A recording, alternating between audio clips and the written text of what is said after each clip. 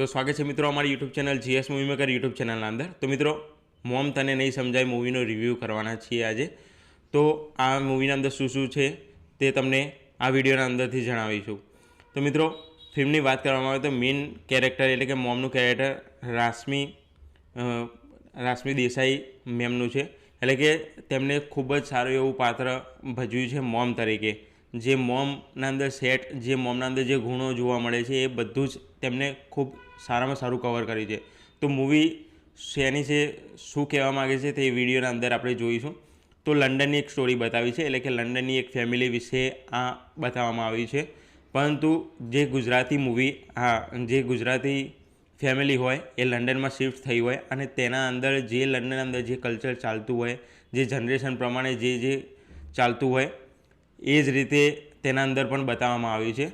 તો ફેમિલીની અંદર 4 મેમ્બર છે, એક પતિ પત્ની, જે મોમ છે, એમના હસબન્ડ અને 2 છોકરાઓ।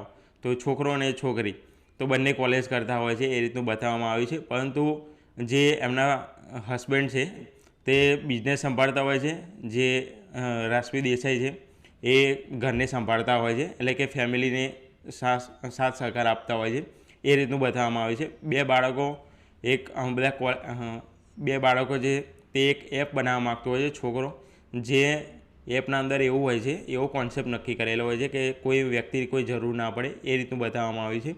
અને છોકરી છે તે કોલેજ લાઈફ જીવતી હોય છે, આ રીતનું બતાવવામાં આવે છે।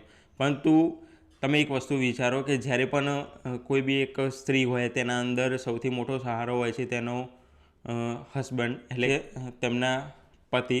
એટલે કે કોઈ બી સ્ત્રી હોય તેના સૌથી ફેમિલીના અંદર સૌથી સાથ સહકાર આપતો હોય તેમનો હસબન્ડ હોય છે। તો જ્યારે પણ કોઈ પણ એક બનાવ બને કે આ મતલબ કોઈ પણ ઘરના અંદર કોઈ પણ ઝઘડો થાય, છોકરાઓ 2 છોકરાઓ હોય એ માતા પિતાનું માનતા ના હોય ત્યારે સૌથી વધારે પક્ષ ખેંચવાવાળા, ધારો કે જો ફાધર હોય, અંદર કોઈ ઝઘડો થાય એટલે કે છોકરાઓને સમજાવવા, કોઈ પણ વસ્તુ સમજાવવી હોય છોકરાઓને કે આ વસ્તુ આ નહીં કરવાની, આ વસ્તુ નહીં કરવાની, ત્યારે મોમ બહુ કેરફુલી કોઈ બી વાતને તે સમજાવતી હોય છે। આ મૂવીના અંદર દર્શાવવામાં આવે છે। પરંતુ જ્યારે પણ મોમ એ છોકરાઓને સમજાવતી હોય છે અને એ છોકરાઓ સમજતા નથી હોતા ત્યારે તે જે મોમ છે એમના હસબન્ડ, એટલે કે જે છોકરાઓના પપ્પા છે એમને કહે છે કે તમે પણ સમજાવો। પરંતુ જ્યારે પણ તેના પપ્પા સમજાવવાની વાત, એમની મમ્મી સમજાવવાની વાત કરતી હોય ત્યારે છોકરાઓના પપ્પા છે જે એમના હસબન્ડ એ કોઈ બી વાતમાં તેમને મતલબ ના પાડી દેતા હોય છે, એટલે કે સમજાવતા નથી હોતા અને એવું સમજાવવા માગે છે કે આ જનરેશન એવી છે તો એમને એમની લાઈફની જે પણ કરવું હોય એ કરવા દો।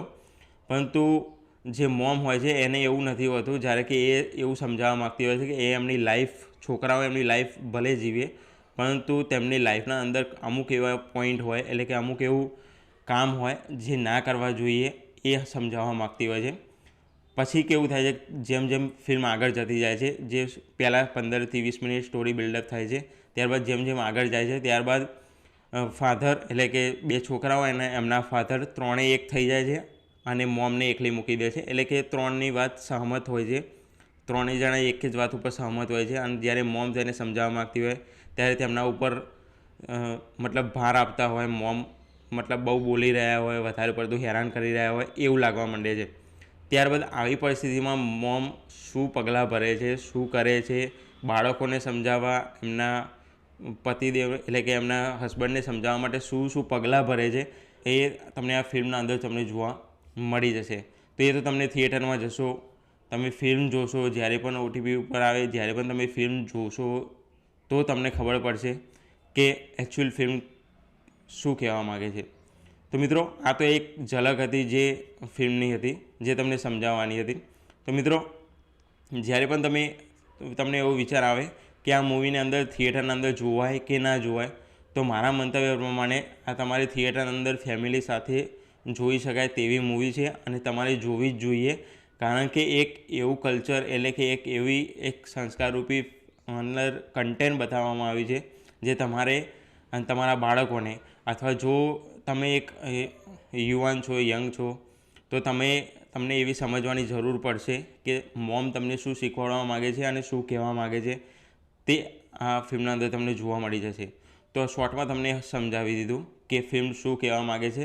બાકી ફિલ્મનો કોન્સેપ્ટ માત્ર આ જ છે 2 કલાકના અંદર તમને આ બધું સમજાવી દેવામાં આવશે કે મોમનું મહત્ત્વ કેટલું છે, મોમ શું છે, મોમ જો મતલબ કે મમ્મી જો એટલે કે માતા જો ઘરમાં અવેલેબલ ના હોય, હાજર ના હોય તો શું શું ઘરના અંદર પરિસ્થિતિ થાય, એ બધું જ આ મૂવીના અંદર સમજાવી દેવામાં આવ્યું છે. તો મિત્રો આ મૂવીના અંદર આટલું જ છે. જે તમે થિયેટરના અંદર એક્સપિરિયન્સ પ્રમાણે જોવું હોય તો તમે જોઈ શકો છો. મિત્રો આટલું હતું આ વિડીયોના અંદર. તો આશા છે કે મિત્રો તમને અમારો વિડીયો પસંદ આવ્યો હશે. જો વિડીયો પસંદ આવ્યો તો એક લાઇક, શેર અને એક સબસ્ક્રાઈબ કરવાનું ભૂલતા નહીં.